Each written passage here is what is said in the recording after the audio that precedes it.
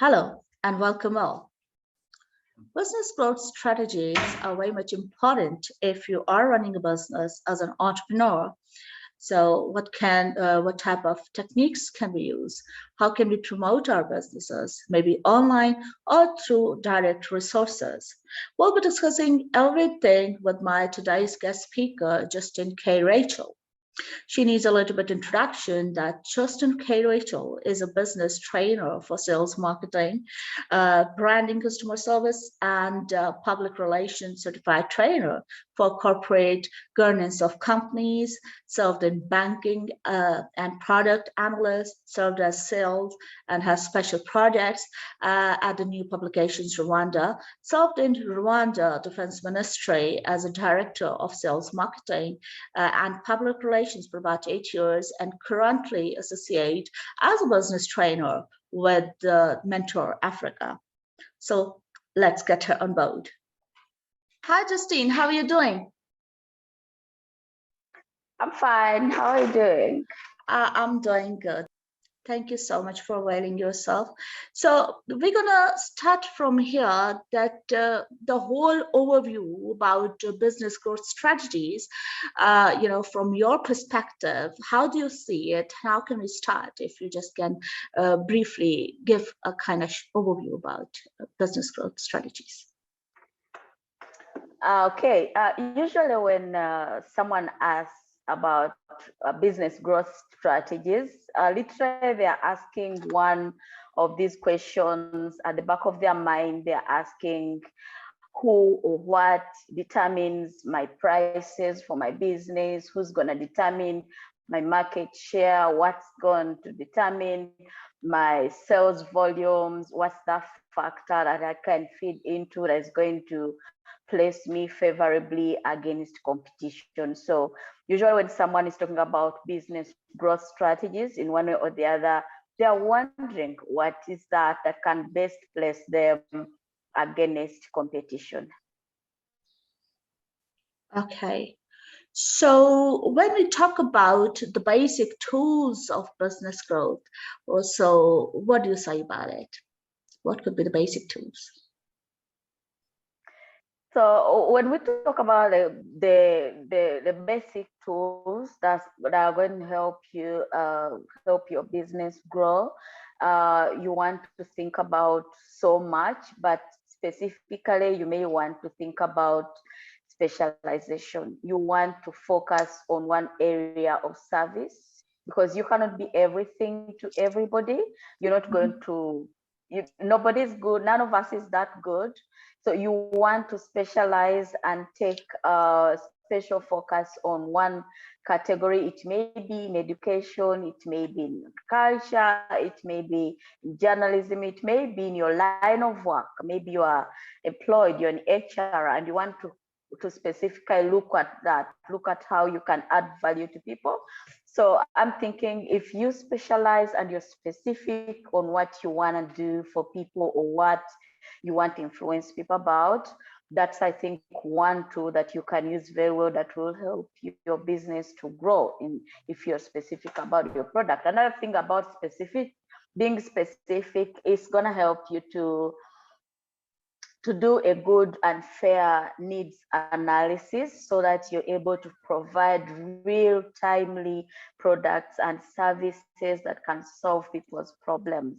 Because you cannot help people if you don't know what their needs are, and you cannot solve everybody's needs. You're going to have to specify on what it is that you can help people solve. What is it that you can help people value themselves and also grow in their lives aspects. And then another tool you may want to use is differentiation. This is the key business strategy, growth strategy, differentiation. You want to be specific on what you're excellent at. What's that one specific thing you're excellent at, and what's your competitive advantage? What's that one thing that you stand for? That's one thing. What's that one thing that puts you in a better place? And once you're specific, once you realize, once you learn your competitive advantage, it may be that your competitive advantage is about your personality, how well you can care for people, how well you can understand people's needs, how well you can service people. And once you're specific on that, once you realize that, your sales dam will just break. You're going to make sales in 1 year with a clear competitive advantage than you would make in a lifetime with an unspecific competitive advantage. And then also, another tool you want to use is segmentation. You're going to have to know which specific people in the market out there really value what you're putting out there. Who are those people that have interest and also have probable cause for wanting to consume your product and service? And you want to look at the segmentation, you want to look at the demographics.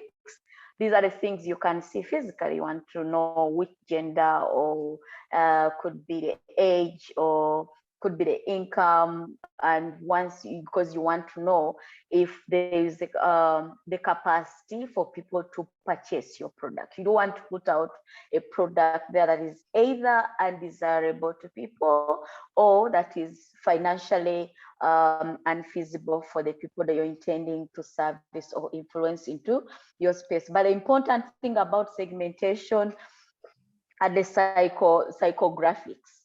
This is what motivates the people. This is now the people's feelings. And psychographics is the people's needs. Every customer, every potential customer has a need. There's that want they want to solve, and you want to be specific on that. You want to understand that.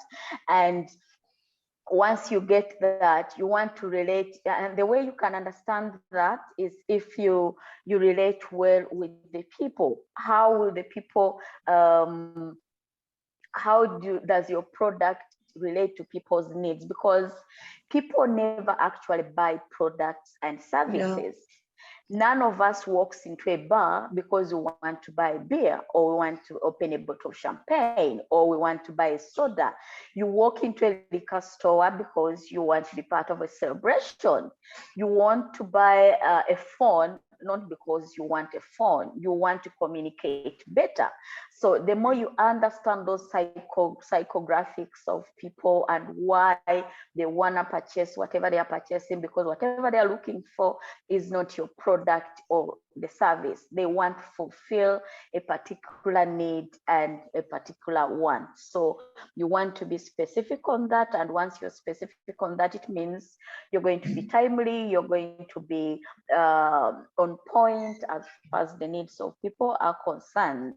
And then once you're clear on that, you've specified your product, you've differentiated, you've found your competitive advantage, you're clear with your segmentation. Now you want to concentrate. That's another tool you want to use for business growth. You want to concentrate because it will determine, once you've done all that, when you concentrate, focus on what your customers want. Focus on what their needs are, so that you design your products, you keep innovating and bringing on the market products that suit your particular segment, that define you well. And then also, for example, McDonald's customers are those who want to eat fast, look at price, look at efficiency. They don't have time to it. So time and again, McDonald's has specifically concentrated on finding products that suit that segment of class of customers. So I think for now, we can look at that. And as the conversation goes on, we can look at other aspects. Yes.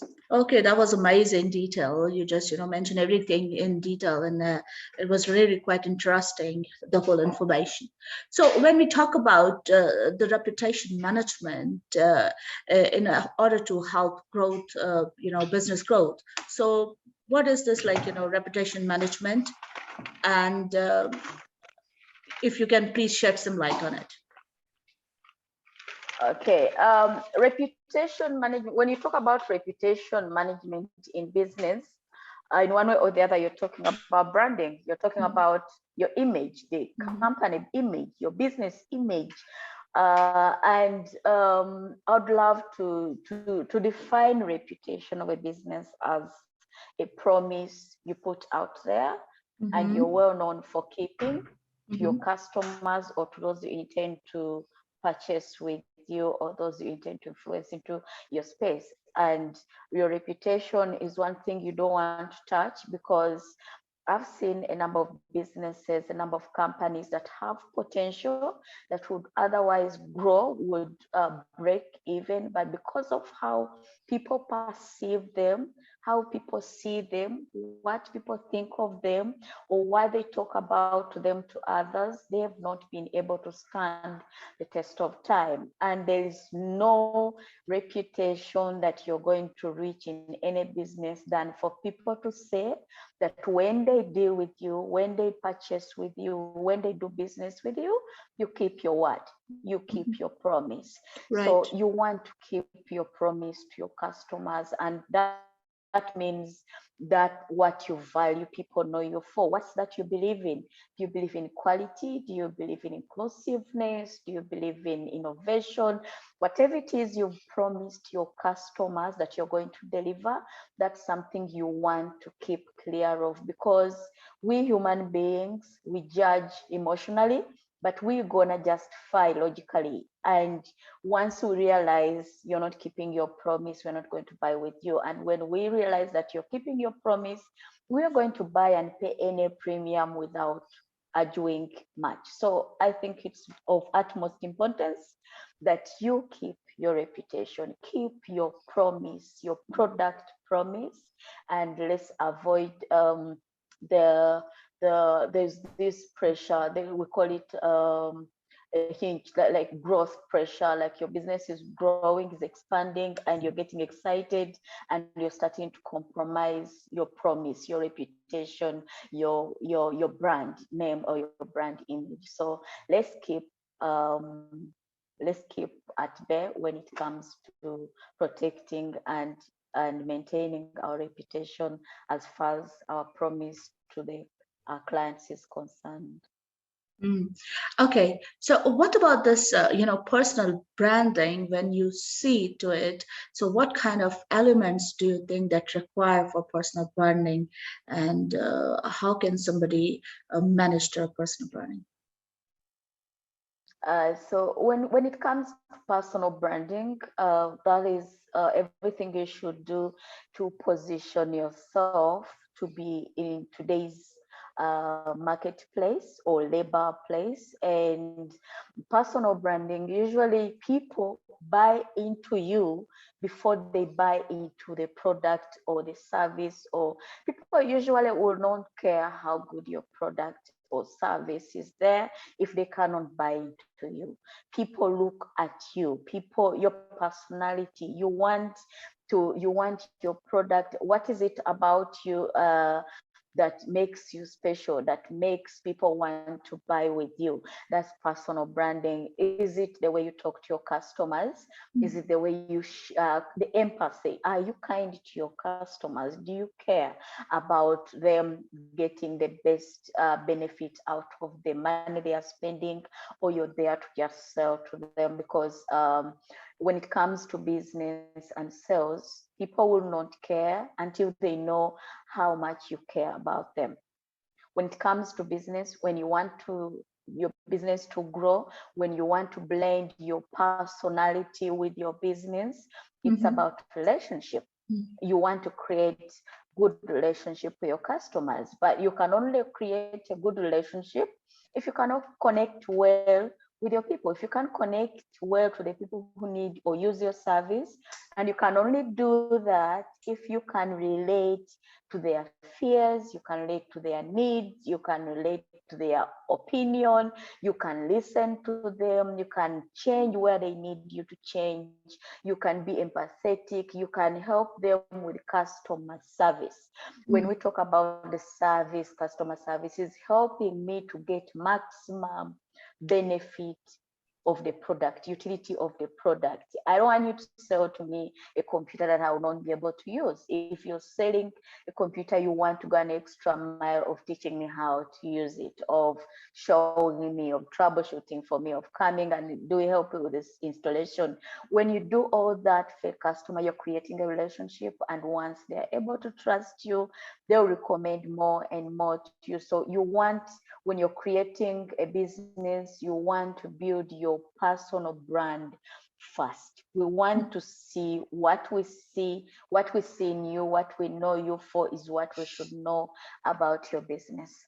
All right. So what about the small scale businesses and large scale businesses?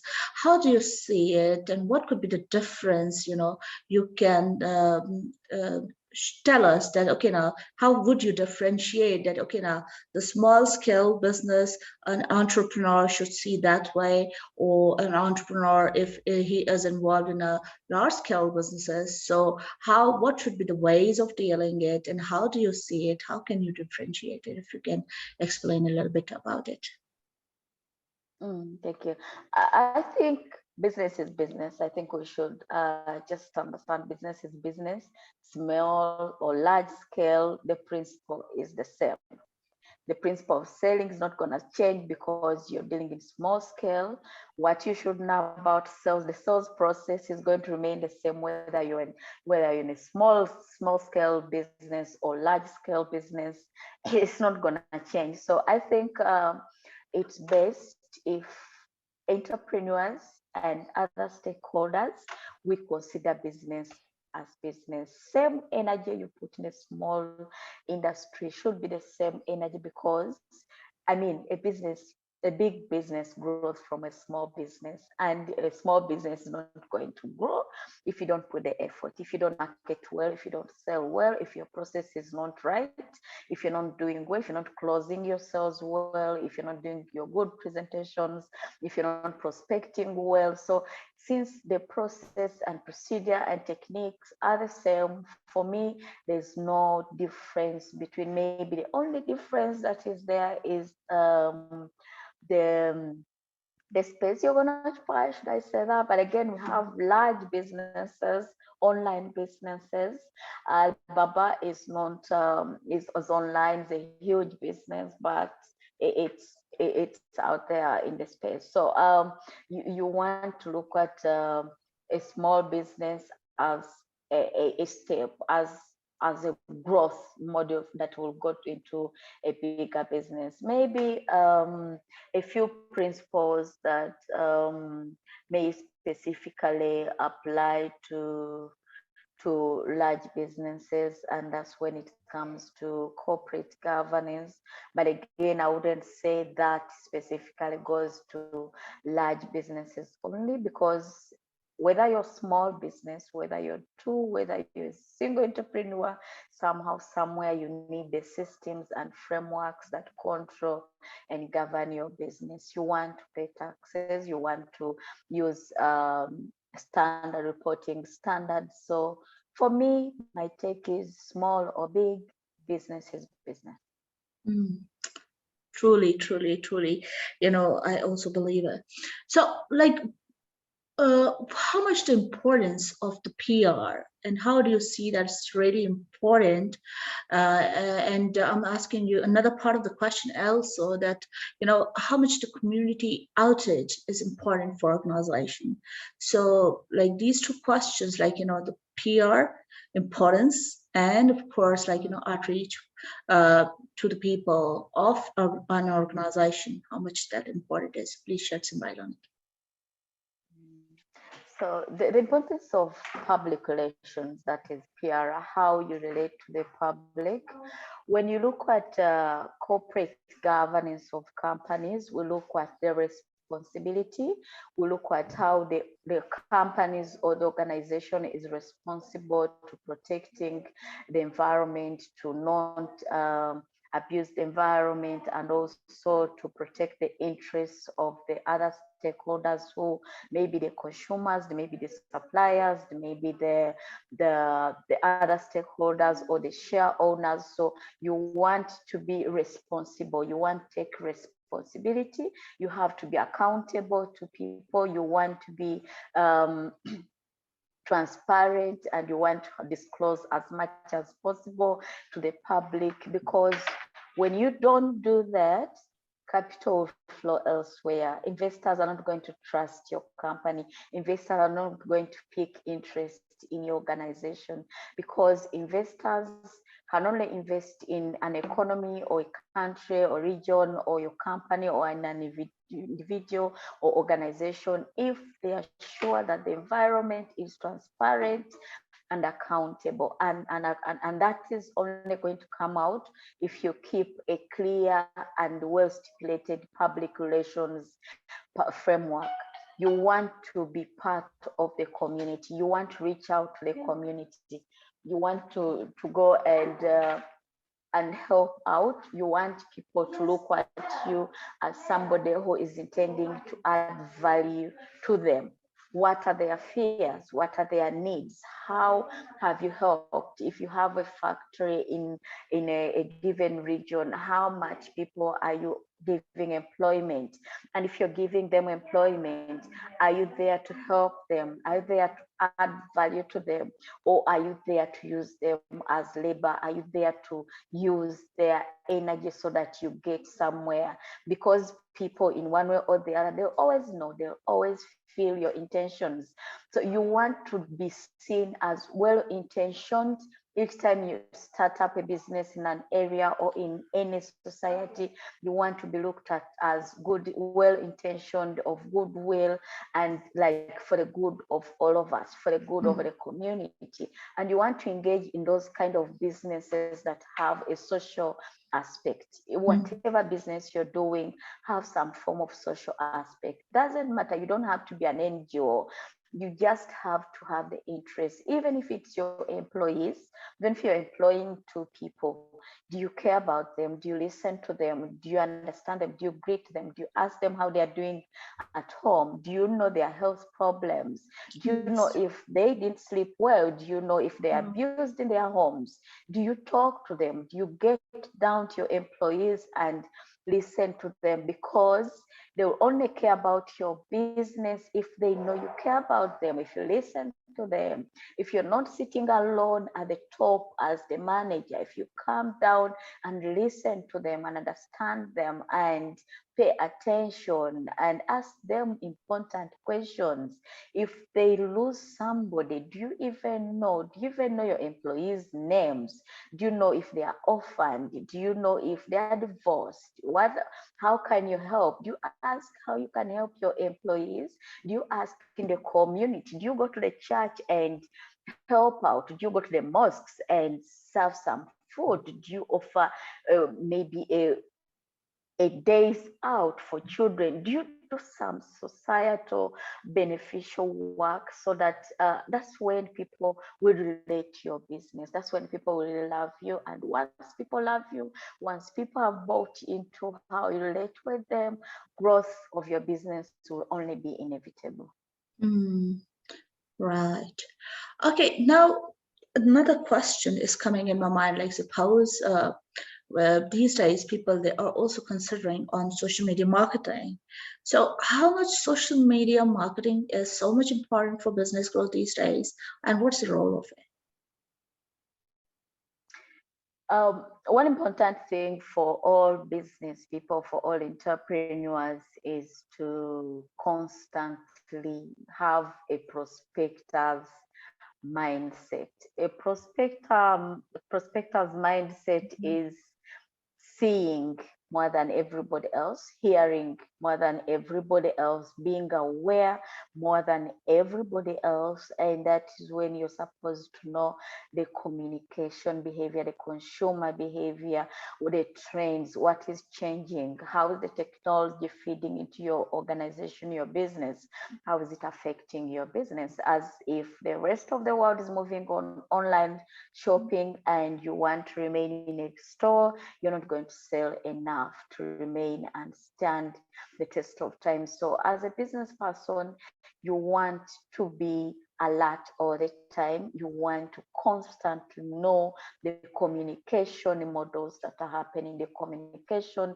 and consumer behavior. These days, we consumers want it now, we want it here and there. We want it now. I want it to find me in my office. I want to be able to purchase my product because, I mean, the timing is fast, demand is high. Right now, I'm talking to you. Um, I'm on this platform, but maybe I need to purchase something. I will not find time to get out there and go to the grocery store. So if there is whoever is online for me, whoever is comfortable for me, is the person I'm going to purchase with. So you have to really understand consumer behavior and trends and technology. You have to move as fast as technology is concerned, or as fast as consumer needs and behavior is concerned. So it's very important these days. Today is the Yeah. era of technology Technology. Yeah. and online marketing. You're not doing anything online. You're not out there doing online strategies and marketing. I'm not sure you'll stand the test of time in business world. Mm. Yes, you're so true about it that now world has become like a technological world, and whatever we require to, like, even though not in offices, but of course at home, we really need technology. So technology is there in all aspects. So another question I wanted to ask, like, suppose as being a kind of CEO of the company, the role of the CEO should be, how should he, manage, and what do you think the qualities should have a good, in a good CEO? Thank you. When we look at business leaders, I would like to put that your growth in your business, there is no single business in any world that has been able to grow and surpass the ability of the leaders to lead well. One, to lead themselves. If they're not exemplary, you want to lead yourself well, you want to be exemplary. And the way you're going to be exemplary is production. You want to be at that level of production. You have no credibility, you have no right to ask anybody to be productive, to produce results when you cannot do that yourself. Because 85% of what we all know, what we all believe in, we have seen somebody doing. We have seen somebody do it. So you want to be productive. And once you're productive, that's what gives you credibility as a leader. If you can have the results yourself, if you can do it yourself, if you can educate yourself and be as valuable as possible as far as your product knowledge and product management and sales is concerned, that gives you the credibility to ask for the same from your employees. That's one thing, that's one quality you want to embrace as a leader. And then another quality you want to embrace as a leader is to be permissive. Relationship. You want to be at a level of permissiveness when it comes to leadership. There's this saying that says, it's lonely at the top. And if you're a leader and if you're a CEO and you're indeed feeling lonely, then you're not influencing anybody, you're not helping anybody, you're not relating, you're not connecting to your people. And like I've said, the people you lead, the people in under your leadership will not care how big your vision, your mission, your intention, your objectives are until they know how much you care about them. And then also, like, we know that I love reading John C. Maxwell about leadership. He says everything rises and falls on leadership. If the leadership is rotten, if the leadership is bad, if you're a bad leader, your company, your organization, your team is going to be as bad as possible. And then the other thing you want to do is multiply people, multiply leaders in your business. Teach other people. Go out. If you're a sales manager, for example, do it yourself first of all, and then teach it to people, then allow them to do it themselves, then go out with them, let them watch you do it, let them know how you manage rejections, how you present, how you catch the customer's attention, how you make clients feel important and needed. The more you multiply these people in your organization, the easier you make the work. And also, once you have multiplied quality leaders in your company or your organization or in your business, no doubt your business is going to grow. So in one way or the other, and then as a leader yourself, you want to be known for what you have done best. You want to reach that level. And the way you reach that level is educate yourself. Go through the process of growth. Permit yourself to grow. Be willing to grow, and then also be willing to learn, have a humble heart, and then also be able to value yourself. You can only add value to people if you're valuable. I mean, what do you have to offer? If you don't have it, you can only give what you got. So I think one of the important qualities or role that a CEO or any leader, whatever title they are called, is you want to be as valuable as possible. That's what gives you credibility. That's what makes people admire you. That's what makes people follow you. That's what makes people want to be you. Your people in the organization that you lead should want to be you. They should want to talk like you. They should want to be as knowledgeable as yourself. That's when they'll be productive and useful to your organization. That's amazing. So, Justine, we are running out of time. And one thing I just wanted to say that just because of short span of time, we couldn't conduct a lot more questions. So, but I'm planning that we're going to do second part of it as well. So soon, I will just contact with you, and then we're gonna, get ready for the second part. So, just quickly, if you can share your contact detail for my viewers, if they want to need some kind of guidelines from you, from your expertise, niche expertise, so then you can share, and then people can get hold of you. Thank you very much. They can always reach out to me on my Twitter handle, Justine K Rachel 1. That is the platform where I'm always active and vibrant. In there, those can DM me if they need phone contact. But on Twitter, they can reach me out, Justine K Rachel 1. Okay. Thank you very much. All right. So Justine, thank you so much for yourself, and soon gonna contact you again for the second part, and have a lovely day. Sure.